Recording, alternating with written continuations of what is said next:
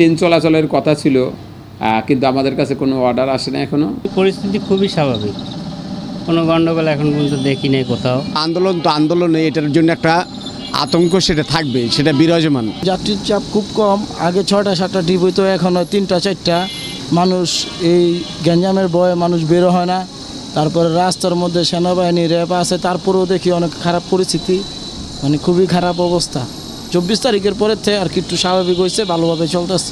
আতঙ্ক শুনি গণ্ডগোলের অবস্থা, আবার শুনি গণ্ডগোল হইব না, আবার শুনি এই নামতে আছে, আবার শুনি মিরপুর গ্যাঞ্জাম, ঢাকা গ্যাঞ্জাম, এরকম অবস্থা আমরা গাড়ি চালাচ্ছি। আমি চলাচল করতে তেমন কোনো আতঙ্কের মধ্যে আমি পড়ি নাই বা আতঙ্ক আমার সামনে আমি দেখি নাই।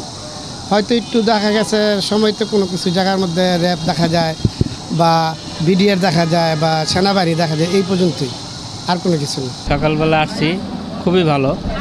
এখন আবার যাচ্ছি, কোনো সমস্যা নাই ইনশাআল্লাহ, কোথাও কিছু দেখি নেই, ভালোই যাইতেছি। পরিস্থিতি খুবই স্বাভাবিক, কোনো গণ্ডগোল এখন পর্যন্ত দেখি নাই কোথাও, বা কোনো লোকজনের তেমন একটা দুর্বৃত্ত দেখি নাই কোথাও। এখানে ব্যবসা বাণিজ্য করার জন্য আসি। বর্তমানে আগে যেই ফ্রেন্ডলি যেই কস্টিং এই করতাম, এখন বর্তমানে অনেকই। আর পরিস্থিতি যেটাই হোক, আন্দোলন যেটাই হোক, নর্মাল হোক অথবা হাই টাইপের হোক, যাই হোক না কেন, আন্দোলন তো আন্দোলনে, এটার জন্য একটা আতঙ্ক সেটা থাকবে, সেটা বিরাজমান।